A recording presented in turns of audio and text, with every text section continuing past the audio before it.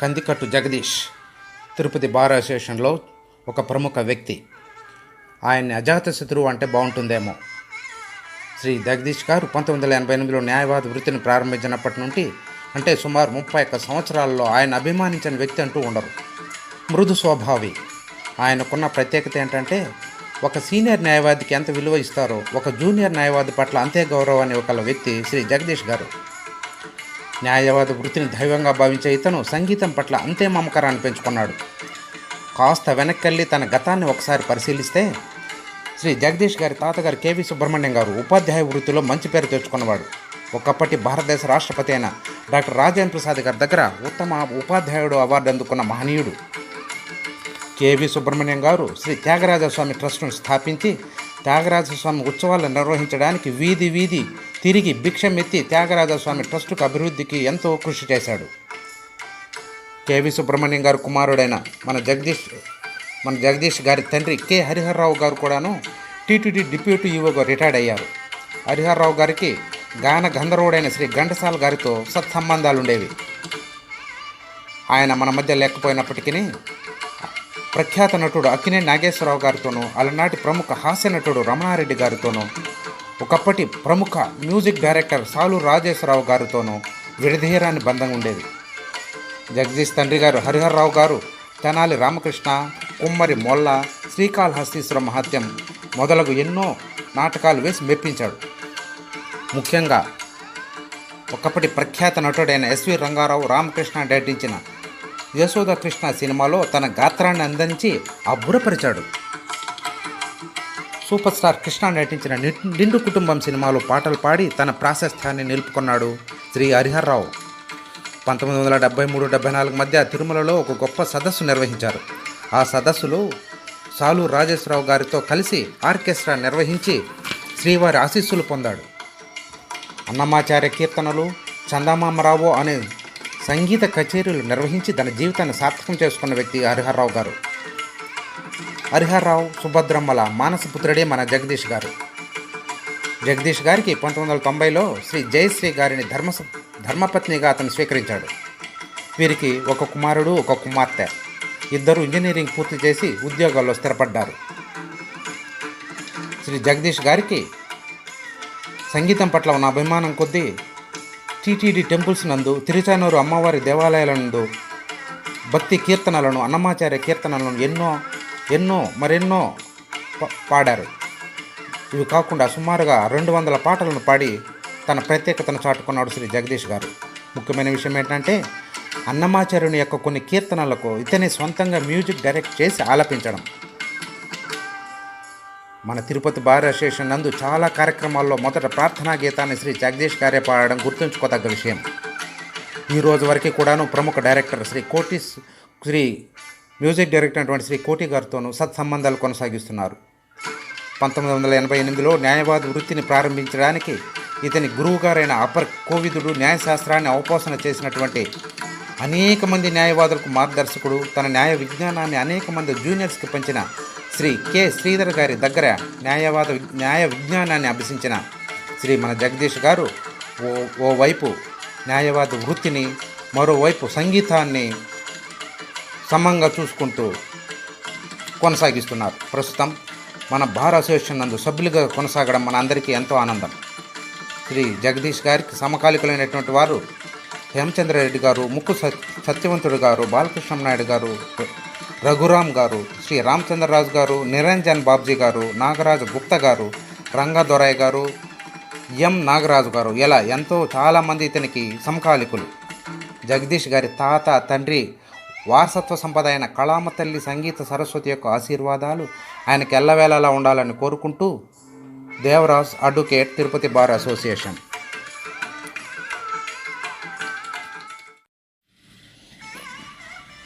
Kandikattu Jagadish Tirupati bar అసోసియేషన్లో ఒక ప్రముఖ వ్యక్తి. ఆయన్ని అజాతశత్రువు అంటే బాగుంటుందేమో. శ్రీ జగదీష్ గారు 1988లో న్యాయవాద వృత్తిని ప్రారంభించినప్పటి నుండి అంటే సుమారు 31 సంవత్సరాలలో ఆయన అభిమానించిన వ్యక్తి అంటూ ఉండరు. మృదు స్వభావి.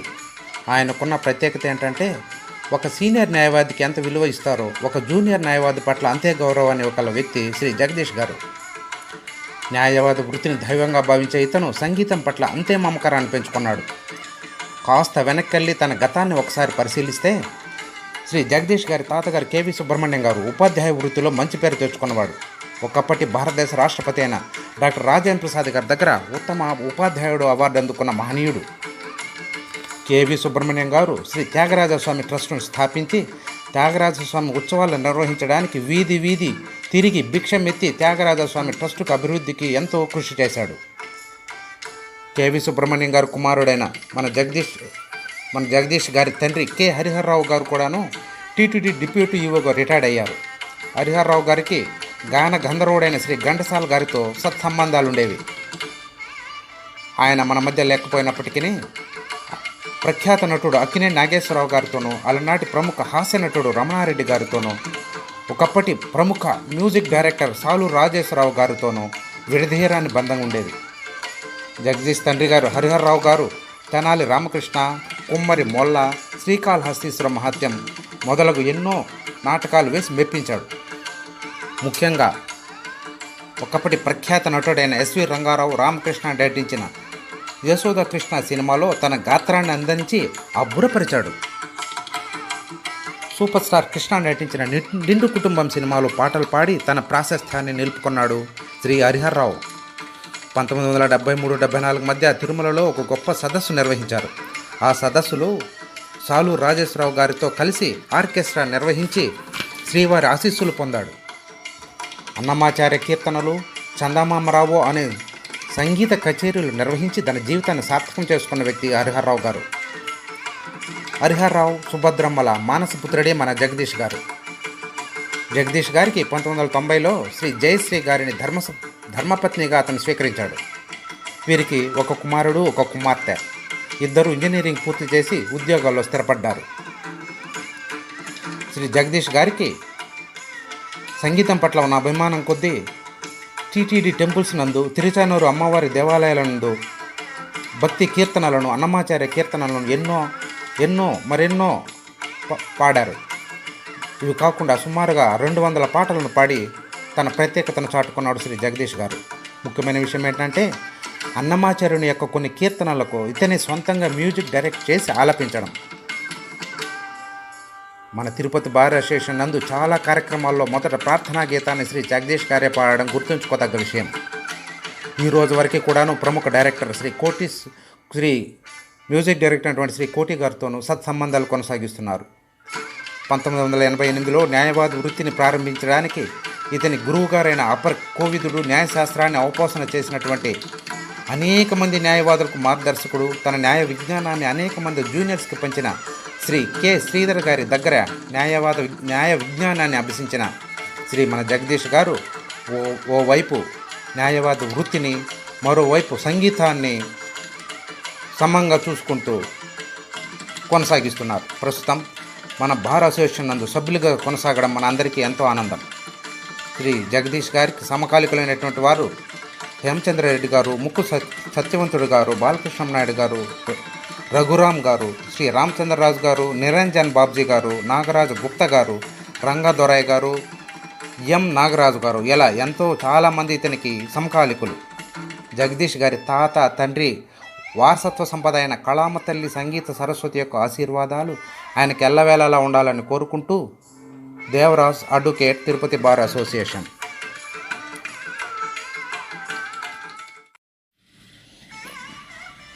కందికట్టు జగదీష్ తిరుపతి బార్ అసోసియేషన్లో ఒక ప్రముఖ వ్యక్తి. ఆయన్ని అజాతశత్రువు అంటే బాగుంటుందేమో. శ్రీ జగదీష్ గారు 1988లో న్యాయవాద వృత్తిని ప్రారంభించినప్పటి నుండి అంటే సుమారు 31 సంవత్సరాల్లో ఆయన అభిమానించిన వ్యక్తి అంటూ ఉండరు. మృదు స్వభావి. ఆయనకున్న ప్రత్యేకత ఏంటంటే ఒక సీనియర్ న్యాయవాదికి ఎంత విలువ ఇస్తారో ఒక జూనియర్ న్యాయవాది పట్ల అంతే గౌరవాన్ని ఒక వ్యక్తి శ్రీ జగదీష్ గారు. న్యాయవాద వృత్తిని దైవంగా భావించే ఇతను సంగీతం పట్ల అంతే మమకారాన్ని పెంచుకున్నాడు. కాస్త వెనక్కెళ్ళి తన గతాన్ని ఒకసారి పరిశీలిస్తే శ్రీ జగదీష్ గారి తాతగారు కేవి సుబ్రహ్మణ్యం గారు ఉపాధ్యాయ వృత్తిలో మంచి పేరు తెచ్చుకున్నవాడు. ఒకప్పటి భారతదేశ రాష్ట్రపతి అయిన డాక్టర్ రాజేంద్ర ప్రసాద్ గారి దగ్గర ఉత్తమ ఉపాధ్యాయుడు అవార్డు అందుకున్న మహనీయుడు. కేవి సుబ్రహ్మణ్యం గారు శ్రీ త్యాగరాజస్వామి ట్రస్టును స్థాపించి త్యాగరాజస్వామి ఉత్సవాలను